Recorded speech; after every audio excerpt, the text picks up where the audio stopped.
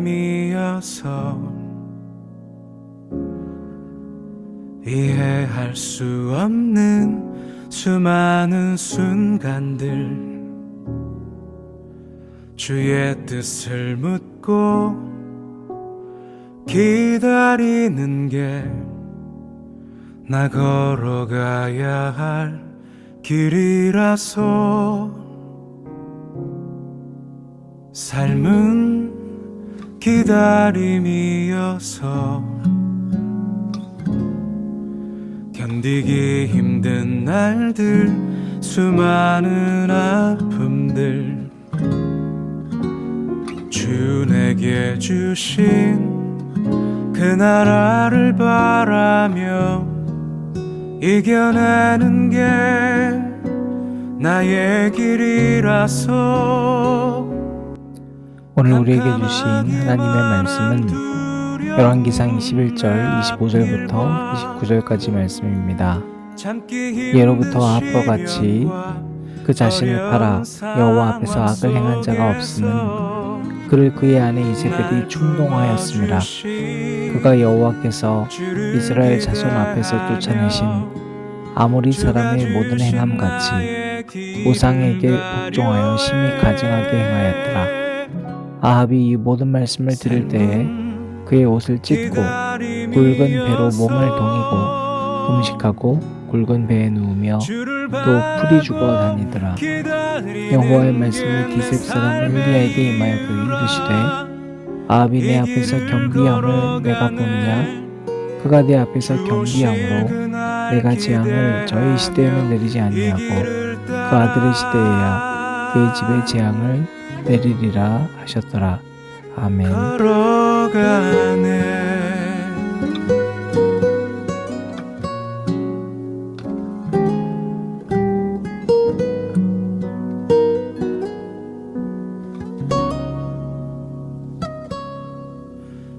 캄캄하기만 한 두려운 내 앞길과 참기 힘든 시련과 어려운 상황 속에서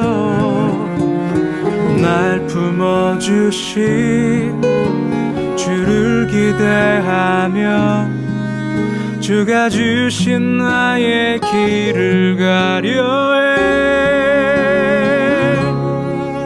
삶은 기다림이어서 주를 바라고 기다리는 게 내 삶의 이유라. 이 길을 걸어가네. 주 오실 그날 기대하며 이 길을 따라 걸어가네. 삶은 기다림이어서 주를 바라고 기다리는 게 내 삶의 이유라. 이 길을 걸어가네. 주 오실 그날 기대하며 이 길을 따라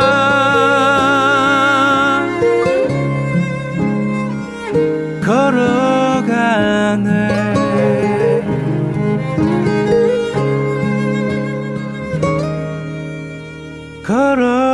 걸어가네.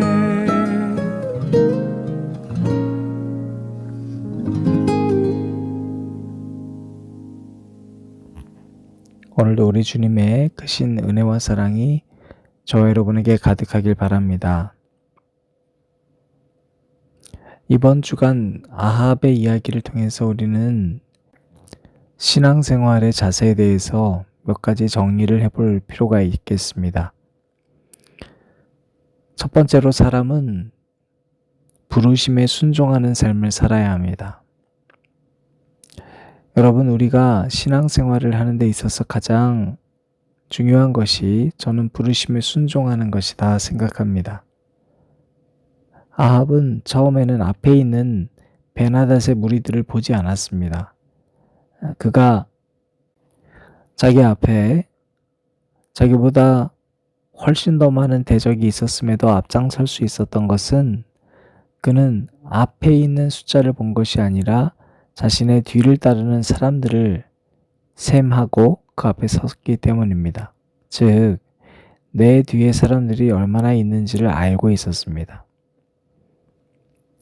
아합은 자기가 계획하고 결정한 것이 있었지만 뒤따르는 구성원들의 말을 듣고 그 결심을 바꾸기도 합니다. 하나님의 말씀이 여러분 우리에게 이렇게 증거하지 않습니까? 사람이 그 길을 계획할지라도 인도하시는 이는 여호와시니라. 이 말은 우리가 계획해라 이런 뜻이 아니라 어떤 상황에도 우리를 인도하시는 하나님의 말씀에 순종하라는 뜻입니다. 그래서 신앙생활은 하나님의 때와 하나님의 방법을 기도하면서 준비하는 것입니다. 두 번째로 여러분, 신앙생활은 난 다 끝났다 생각할 때 위기가 찾아옵니다.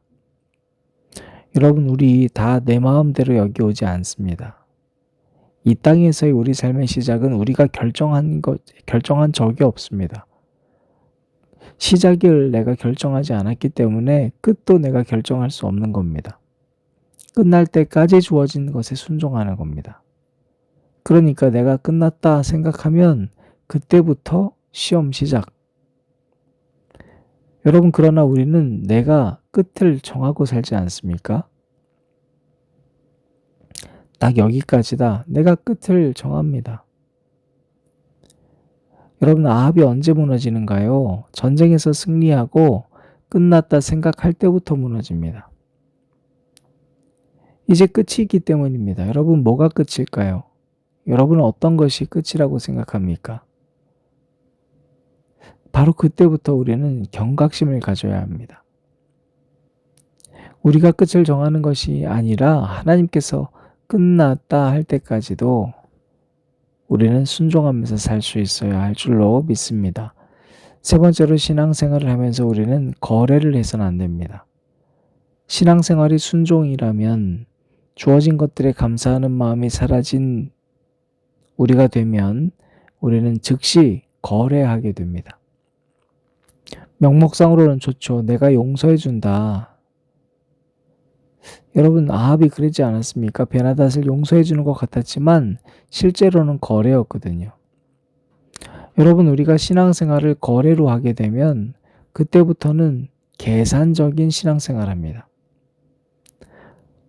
말씀 중심이 아니라 사람들의 관계가 더 중요해집니다. 내가 이득되는 관계가 무엇인가를 셈합니다. 그러니까 주일이 돼도 공동체를 위해서, 주님을 위해서 내가 순종하며 사는 것이 아니라 계산하고 셈해서 선택하는 겁니다. 여러분, 이제 신앙과 하나님을 믿고 앙망하며 사는 삶이 아니라 내 자식과 내 부모와 내 남편과 아내와 내 친구들과의 관계가 중요한 신앙생활이 되는 거예요. 여러분, 그래서 아합이 어찌 됐습니까? 승리 후 베나닷과의 조약은 물론이고 자기 가정 일에서도 사람 중심이 되고 말아요.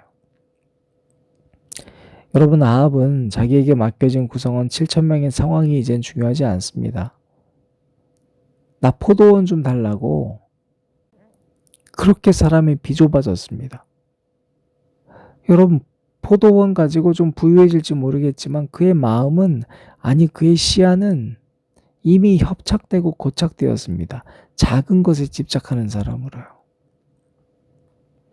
그 반면에 여러분, 나봇은 어떻습니까? 나봇은 의를 위해 살았습니다. 그래서 공개적으로 돌 맞아 죽었지만 마태복음 5장 10절에 의를 위하여 박해를 받은 자는 복이 있나니 천국이 그들의 것임이라. 여러분, 의를 위해서 살았기 때문에 나봇은 죽은 것 같지만 천국을 소유하고 살았습니다. 여러분, 이 땅은 내 것이 아니고 천국을 하나님이 우리에게 주셨다는 사실을 잊어서는 안 됩니다. 여러분, 세상에서 누가 10,000원을 놓고 1,000원 잡고 살겠어요? 누가 동전을 놓고 10,000원짜리 지폐를 버리겠습니까? 근데 여러분, 아이들은 동전을 손에 쥐면 가장 큰지 알거든요. 한 손에 쏙 들어오기 때문에 종이는 찢어질 것 같고, 여러분, 천국이 우리 것이 되어야 합니다. 이 땅의 것이 나의 것이 되고 그 이 땅의 것에 대한 셈이 빨라서 하나님이 약속한 것을 버리는 저와 여러분 되지 않기를 축원합니다. 네 번째로 믿음은 욕심과 싸우는 겁니다. 더 갖고 싶고, 더 먹고 싶고, 더 좋은 것. 여러분, 이러한 것들은 우리 일상생활과 맞닿아있습니다. 그런 면에서 오히려 비기독교인은 솔직해요. 아예 대놓고 그렇게 살기 때문입니다. 문제는 크리스천들이 하나님의 이름을 이용한다는 데 있습니다. 내가 구하는 게 있는데 사실은 욕심이에요. 사실은 나의 편이에요. 그런데 하나님의 말씀을 이용합니다. 그러니까 신앙은 이기적이고 욕심 많고 만족 못하는 우리가 하나님의 뜻을 만나고 원래는 거기에 굴복하는 것이고 자기 부인을 하는 것인데 반대가 되어버렸습니다.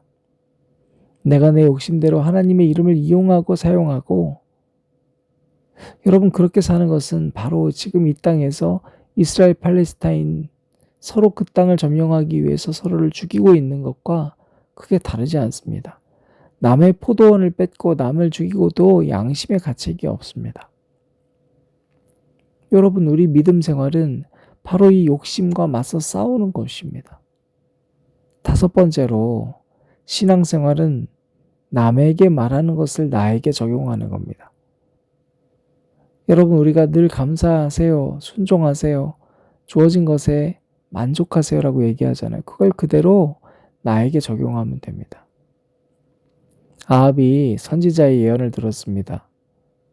아주 정확하게 그에게 지적을 했습니다. 그런데 여러분, 아합은 자기 자신의 잘못에 대해서 적용하지 못했거든요. 사랑하는 여러분, 사람은 자기 마음을 못 보게 설계됐습니다. 우리 두 눈으로 볼 수 있는 건 다른 사람이에요. 따라서 다른 사람의 잘못된 모습이 보이면 반면교사 삼아서 내게 적용하면 내가 성숙해지는 삶을 살게 됩니다. 여섯 번째로, 우리는 관계를 점검해야 됩니다. 여러분, 우리는 이세벨이 지금 자격이 없는데, 즉 이방 여인인데 북이스라엘의 왕비가 됐다면 이제는 이 북이스라엘의 왕을 도와서 하나님의 나라를 만들어야 될 거 아닙니까? 그런데 지금 아합이 포도원 갖고 싶다고 어리광을 부리니까 정신 차리라고, 당신은 왕이라고 얘기해야 될 이 왕비가 남편을 도와준다는 명목으로 누가 봐도 남편을 망하게 하는 지름길로 인도했습니다. 나봇을 죽여서 빼앗아 오겠다고. 여러분, 지금 아합은 누가 봐도 어리광 부리고 있거든요. 그런데 사랑한다는 이유로 아합의 잘못을 지적하지 않습니다. 여러분, 아무리 사랑한다는 이유로 이 아합의 억지를 강화시키는 관계가 여러분이 되어버린다면 아무리 가족을 사랑해도 패망의 선봉에 서게 할지도 모릅니다. 그래서 우리는 관계를 점검해야 됩니다.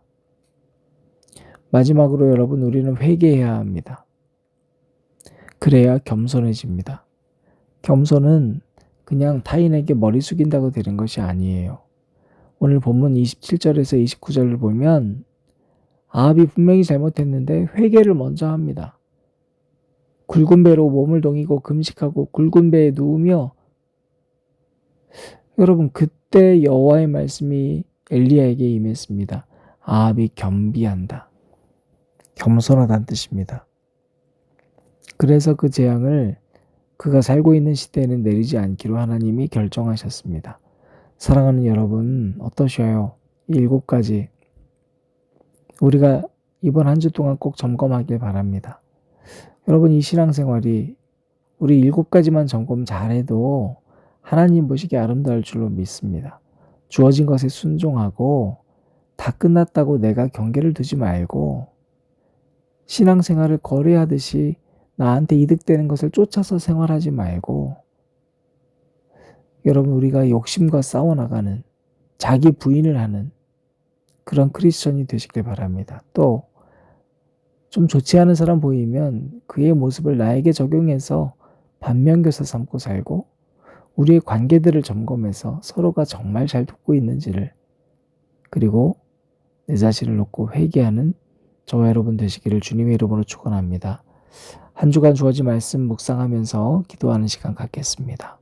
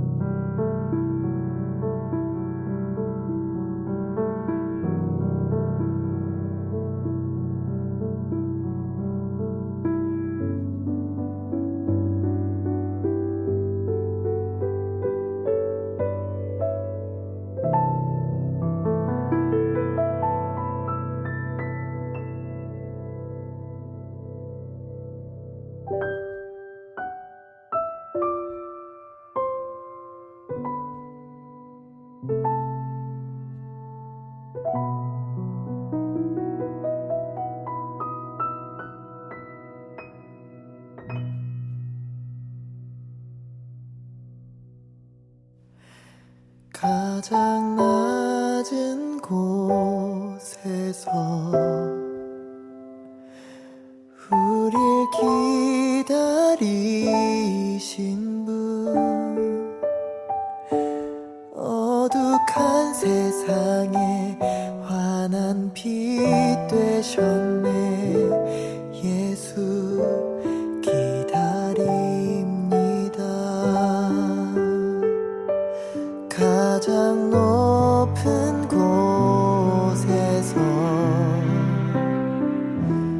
우릴 기다리는 분, 우리 모든 눈물 주가 닦으시네. 그날 기다립니다.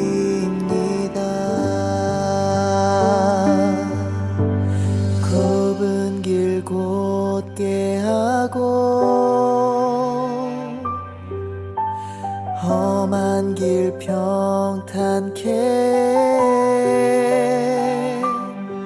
세상 모든 이 보게 돼 구원의 그날을 우리 기다리네. 더러운 맘을 씻고 사랑의 나눔 통해 소망 잃지 않고 주길 예비해 주만 기다립니다.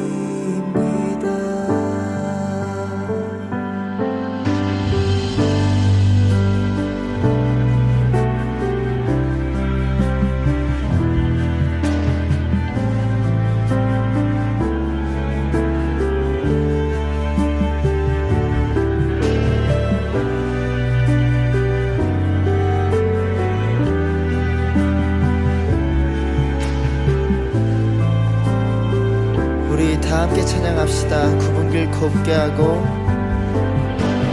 굽은 길 곧게 하고 험한 길 평탄케 세상 모든 이 보게 돼 구원의 그날을 기다리네. 굽은 길 곧게 하고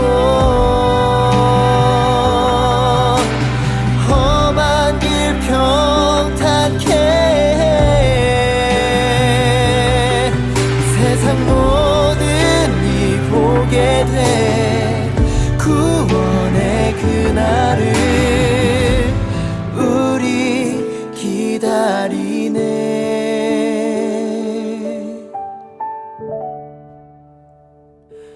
더러운 맘을 씻고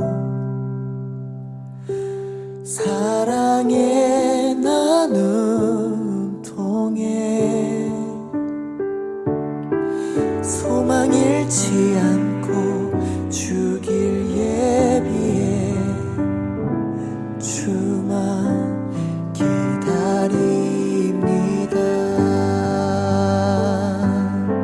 소망 잃지 않고 주길 예비해 주만 우리 삶의 전부 주만 기다리